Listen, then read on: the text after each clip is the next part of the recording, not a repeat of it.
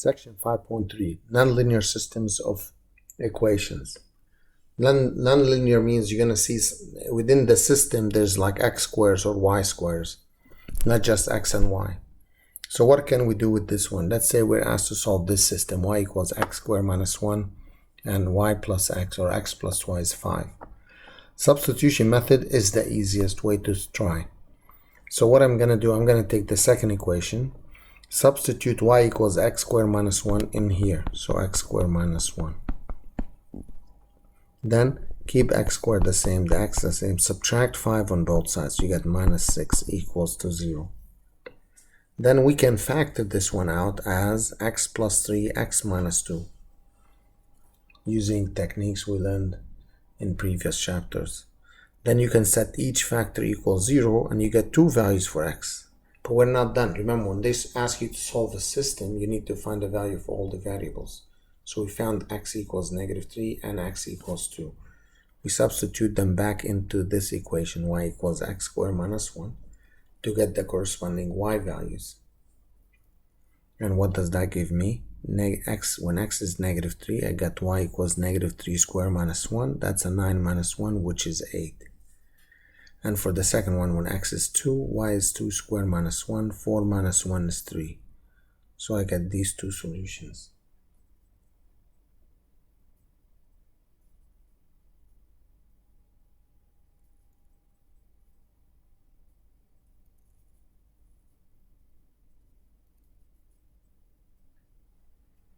So then, graphically, that means the first equation, the y equals x squared minus 1, is a parabola. And the other one, x plus y equals, what was it, 5? That one is a straight line. So if you graphically sketch the two graphs, they're going to meet at 2 points. That's what those two boxed points are. They're going to look like this, graphically. Another example, but this one is more complicated because you have a quadratic and an absolute value, not a linear function. So what we need to do here is, first I want to find a way to drop the opposite values. To do so, we can substitute y equals y. I need to drop the opposite value. To drop the opposite value, we take two cases always. One time when x is positive, one time when x is negative. So when 2x positive, x is positive. When 2x is less than 0, x is less than 0. In this case, to drop the opposite value, when x is positive, you put a positive 2x. When x is negative, put negative 2x. So that will give me 2x equals negative x squared plus 2x plus 5. And here you get negative 2x is negative x squared plus 2x plus 5. We have two separate quadratic equations that we need to solve. If you add x squared to both sides, you get x squared.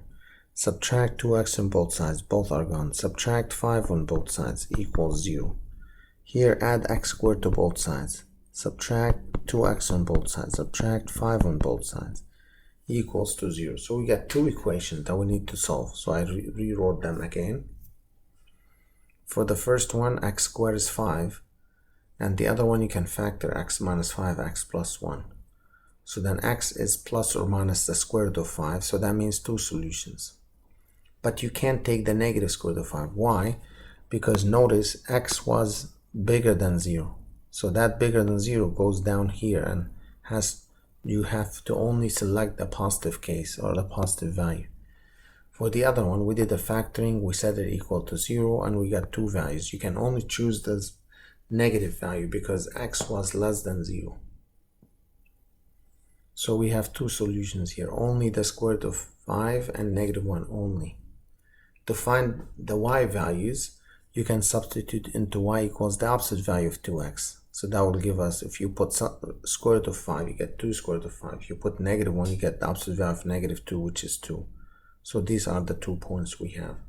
Square root of 5, comma 2 square root of 5, and negative 1, comma 2. We may look at another example. Y equals 2, opposite value of x minus 1, and y equals x squared. How do we solve such a system of equations? Again, we can set them equal to each other or substitute y equals x squared in the first one and we look at the two cases. That's the only way to drop the absolute values. So one time positive, one time negative. Positive, that gives me 2x minus 1. Negative is negative 2x minus 1. Since both are quadratic, we must set them equal to 0 by subtracting 2x and add 1, and thereby adding 2x plus 1. So that's what we get. We factor the one on the left side as x minus 1, x minus 1, and the one on the right side x plus 1, x plus 1. Solve, you get x equals 1 or 1, or x equals negative 1. So x equals 1, repeated, you can select one of them. And that's okay because x is positive. X equals negative 1 is okay here too because x is negative from the condition. You substitute those back in here to find the corresponding y values. So that system of equation has exactly two solutions. So graphically, again, what we have here is we are given an absolute value and a quadratic. Maybe it's like this. I don't know the exact graph for now, but let's say like that. If you get two solutions, which we did, one of them is repeated. So this means, I'm guessing, so it's gonna look like one of them is gonna touch somewhere and one of them crosses. We don't know, but let's say like that. Oh no, that's only two solutions. We need 4. We need 3 actually here. Actually 2 repeated. So we have, I don't want to put the xy plane, just in general. So it seems to me it looks like this, because it touches at here and there. That's the parabola and that's the absolute value. That's how this looks graphically, because when a solution is repeated 2 times or even number of times, it means it touches the graph. If it's odd number of times, it crosses the graph. So the previous one has only 2 solutions. So maybe the graph of that was like this and the other graph like that. So the only 2 solutions.